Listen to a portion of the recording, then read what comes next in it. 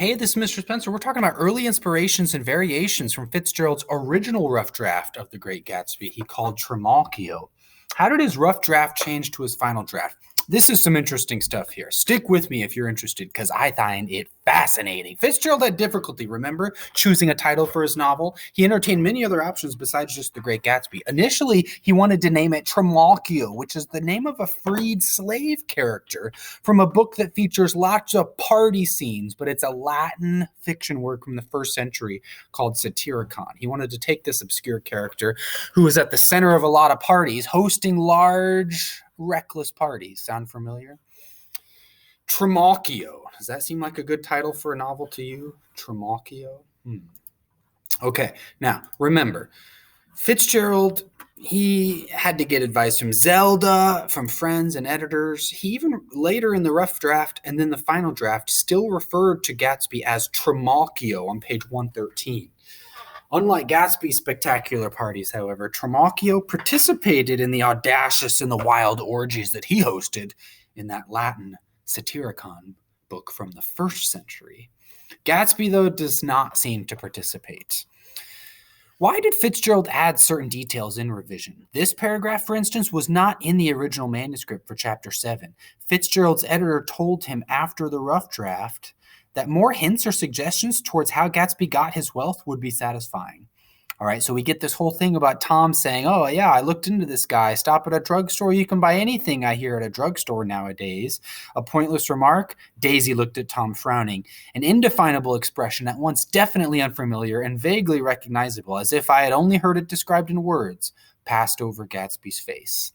Does Gatsby sell illegal alcohol at a drugstore? Does Gatsby use the drugstore as a front for some other business? How did Gatsby get his wealth? Fitzgerald's editor thought more hints and suggestions towards this background of how Gatsby might be getting his wealth in secretive, deceptive underground ways might be more interesting. So in the final draft, Fitzgerald added passages like this that were not in the rough draft originally.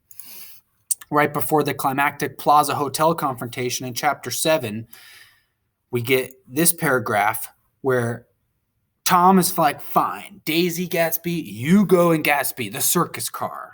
I think you understand now that you're talking to my wife. In the original draft, look how he changed it up in the final draft. Fitzgerald said, you two start on home in Gatsby's car. She looked at Tom, alarmed now, but he insisted with magnanimous scorn, go on, he won't annoy you. I think he realizes that his presumptuous little flirtation is over. I think you understand now that you're talking to my wife. I think he realizes his presumptuous little flirtation is over. Which version do you prefer? Fitzgerald preferred this version over here, page 135 of your book. The end of Chapter 6, Gatsby was coming down the steps. With exaggerated enthusiasm, Daisy thanked him for their good time at the end of the Chapter 6 party. Did Daisy have a good time? She says, I suppose it'll last quite late. Oh, yes, sometime longer. She got into the limousine with Tom. Good night. Her lips formed the word dear to Gatsby. Her fingers brushed the back of Gatsby's hand, and Tom is just sleeping there in the back corner of the car. Fitzgerald changed this up for the final draft and added this whole scene that's a little bit more dramatic, and I hope you'll agree, even more memorable than just Daisy almost whispering dear and brushing Gatsby's hand. Can't repeat the past? Why, of course you can, Gatsby says to Nick. Okay, we get the end of Chapter 6 here, changed up a lot. Rough draft to final draft. In Myrtle's death scene, Chapter 8, we get the Machalis, the Greek cafe owner. His whole conversation is moved into Chapter 8 in the final draft. It was originally in Chapter 7 earlier when we hear Machalis describe what happened. Referring to Gatsby's life in Chapter 8, he did well in the war. Later, Fitzgerald added one adverb, extraordinarily. How good was Gatsby's military career? It wasn't just a good career. He did extraordinarily good.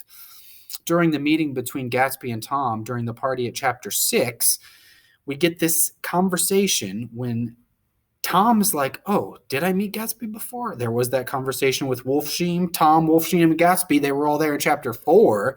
So then Tom says in the original draft, that's right, you were with Nick here. Gatsby hesitated. I know your wife, Gatsby said. Do you know what he means? Like, I know your wife, wink, wink. In the final draft, look at this. I know your wife, continued Gatsby, almost aggressively. Gatsby saying to Tom, I know your wife. Gatsby hesitated. This one's a little bit more pointed and dramatic. Wow, that's an exciting change. I love it. Gatsby almost aggressively. He's ready to throw down. Referring to Daisy telling Tom that she never loved him. I'll tell you, Gatsby's eyes met Tom's. Your wife doesn't love you, do you, Daisy? Her answer was almost inaudible. Why, of course she does. Even Gatsby wasn't satisfied. Please say right out whether you love him or not. I don't love him. And then these next few passages were cut out. Okay, check this out down here. This was not in your book, but that's what Fitzgerald originally wrote here. Her reluctance was so perceptible that Gatsby stood up as if he had been betrayed. I don't understand you, he said with less confidence. I didn't know there was any doubt about it. No one spoke. If there is, of course, I'll go away. That there should be the faintest reluctance in Daisy's admission had so startled him that he took a step toward the door. In the final draft, look how this is all condensed into Daisy, I never loved him, she said, with perceptible reluctance. And then Tom asks a question to confirm it. I guess he had some intimate backstory memory with Daisy. But very different, almost more clean, sparse, shorter sentences, more impactful, like a play script here, not overindulgent here in the original draft. Also, same scene. He turns slowly around, his face wrinkling up, his eyes opening and closing rapidly in the original draft. You love me too, he repeated. I didn't mean that, Daisy says in the original draft. That's not how it is in your book. The assertion was too shocking, too incredible for him to grasp. It slipped away from him as he clutched with relief at its retraction. That was not in your book. Okay, here's how it is in your book. And look, you love me too, italicized too, Gatsby says, question mark in the final draft. He's questioning, almost pleading, desperate, sad, pathetic. Here, it's just he repeats it like a sentence. In the final draft, it's a question mark. Tom cuts in too and shows that Tom is going to be the winner if you look at it from this side in the final draft. Slightly different. What an impactful scene. In the short story Winter Dreams, 1924, Fitzgerald removed Dexter Green's response to Judy Jones' home from the magazine text, and he wrote it into the novel as Jay Gatsby's response to Daisy Faye's home. So originally, he wrote this passage, which is in Chapter 8, page 148. He wrote this passage for Dexter seeing Judy Jones's house in Winter Dreams. Fitzgerald liked this so much, he cut it out from his own work. He stole from himself. And he used this to show Gatsby's reaction to Daisy's house. Very interesting. Now, notice what other changes did old Fitzy make here? Space breaks, like an extra space of extra paragraph breaks after certain words in the manuscript. Okay, you'll see the final draft has no spacing on certain passages, like this beautiful little fool. It just continues the next paragraph where she says, you see, I think everything's terrible anyhow, she went on. In the original manuscript, she says this, and then there's an extra paragraph spacing where we get, I guess, more time to reflect, almost like the scene changes. Okay, but that's not in it. And there's other passages, too, later in the book where Fitzgerald originally had longer spaces. He puts those spaces in intentionally, or he removed them intentionally. But think about the intentionality of this very careful author. What other changes did old Fitzy make with commas? Each word in the table below is followed by a comma in the original rough draft galleys, but has no punctuation in the final manuscript. The final manuscript readings have been adopted for the Cambridge text that we were showing here. So look, page 5, page 5, page 5, page 5, page 5, page 5. These all have commas after them. Page 6, page 6. Page 6. These words all had commas that then were taken out later by Fitzgerald. This is just page 5, 6, 7 up to page 14. Can you believe this? Notice, for instance, let's look at this, chapter 1. A great deal more than that. In this version of the text, chapter 1 started on page 5. He had a comma after more in the original. He took it out for the final draft. The speed, the pacing, the tone, and the mood influenced by where you put the breaks, where you put the pauses of the commas. Fascinating. Man, how many commas did old Fitzy add? Well, that's page 13, 14, 15, up to 25 commas originally in his rough draft. Man, he did more, up to page 34, commas originally in his rough draft. Man, Fitzgerald used a lot of commas at first. And then in revision, he took the commas out. Page 34 to page 44. Oh my gosh, he was really full of commas here. You can see this just keeps going and going. He eliminated so many commas to affect the speed and pacing, like an editor chopping up film in a movie, to affect the speed and pacing of the novel. Whoa! Fascinating. This is nerdy stuff. I hope you're into it like I am. If not, at least appreciate how careful our author was to construct this novel that you read. Each word we've got here, perspiration, had no punctuation after it. And then flap on page 109. This is Myrtle's death. Myrtle's killed there. Okay, her chest opens up after she gets hit by a car. There originally was a comma after flap. Look, he takes out the comma. What effect does adding or removing a comma have? I think almost like without the comma there, it's like it just keeps moving, like the car, Gatsby's yellow car, hits her and just keeps moving. It doesn't stop. If there was a comma there, we'd stop and pause. But it was a hit and run. The car didn't stop and pause, so why should the syntax and the sentence structure stop and pause? Whoa. Old Fitzy. Now, slow down, speed up, the rhythm maybe. What does it do here? Emphasize certain words over others. Usually a pause emphasizes the previous word more. So did we want to emphasize this word more or not? Okay, some of Fitzgerald's editors thought that this word was almost too gross and obscene. Because it's describing her breast. So they thought, can we censor this? Can we eliminate it? Fitzgerald wouldn't take this out, but he did take the comma out there. So the sentence just keeps on moving without you having to stop too much. Sometimes we could add or remove a comma to create parallel syntax with subsequent sentences or phrases, like we get a sense of symmetry. Or we could help establish a particular mood for the reader, or build intensity or suspense, depending on the speed or the pacing, slowing up or speeding down. Now, let's look at some other interesting ideas here. That Tommy Hitchcock was the character that Tom Buchanan was partly based on. A picture of him there you see. Hitchcock was a guy that Fitzgerald knew. He was a flyer in the Lafayette Escadrille. He was a pilot, and then he later became an investment banker after the war.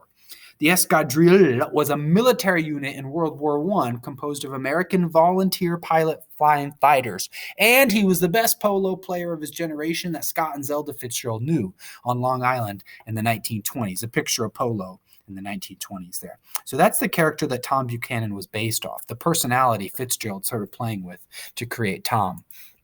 Edith Cummings, this was the real Jordan Baker. Edith Cummings, the golf champion. She won a U.S. women's golf champion in 1923. Remember in chapter 1 when Nick says he thinks he saw Jordan's face on a magazine cover? Well, she was on the cover of Time magazine, Edith, this female golfing champion. And Fitzgerald knew Cummings through his first serious girlfriend. She was a friend of Ginevra King. Ginevra King, this is the real Daisy. Scott Fitzgerald, his first serious girlfriend, before Zelda, was Ginevra King when he was 19 and she was 16. This was before Scott ever met Zelda. She was the inspiration for several characters in Fitzgerald's stories, including Judy Jones in Winter Dreams, but most notably and famously, she is who Daisy was based on.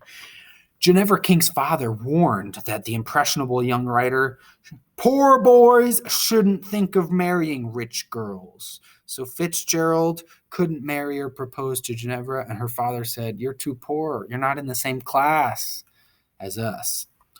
A picture of the original girlfriend of Fitzgerald, Ginevra King. Going to get a Queen's Gambit here or a king? Well, he ended up marrying Zelda instead, but she was the one that got away, Ginevra. Scott was a student at Princeton University when he met 16-year-old Ginevra, and time and distance kept them apart, just like time and distance kept Daisy and Gatsby apart. They wrote letters for months and exchanged numerous photographs, like little Snapchats back and forth of these photographs. Over time, their letters became increasingly passionate, and Ginevra began having romantic dreams about Scott and slept with his letters in the hope that dreams about him would come in the night.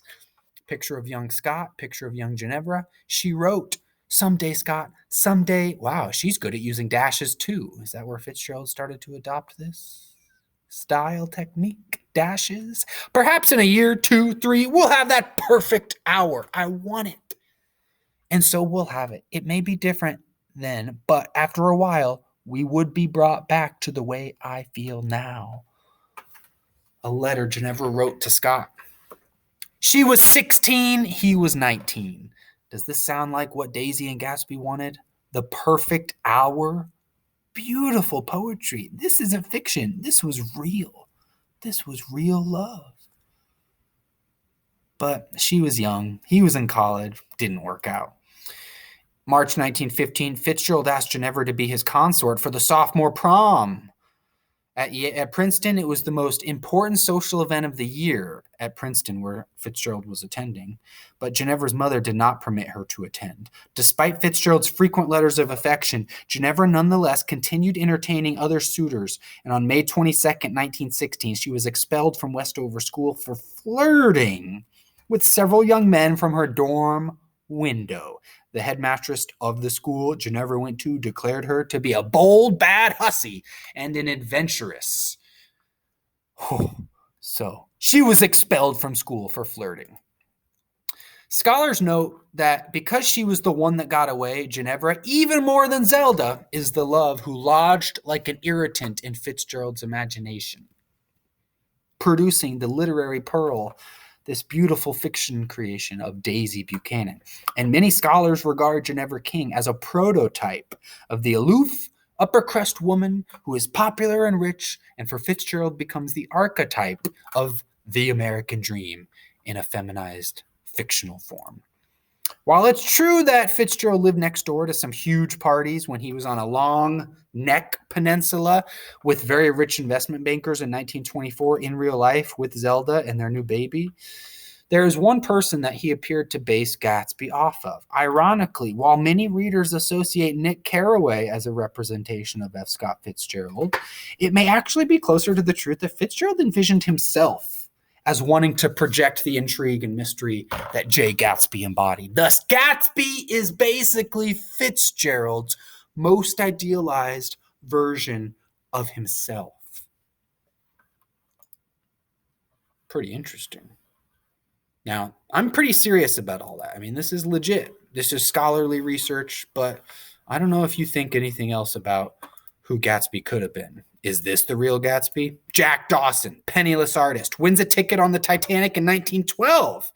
Gatsby, 1917? Oh, he pockets the heart of the ocean. Never let go, Jack. Survives the sinking, spends the following 10 years building his wealth, and in 1922 moves to West Egg as J. Gatsby. Reformed, renamed Jack Dawson becomes J. Gatsby, a millionaire with a shady past and a fear of swimming pools.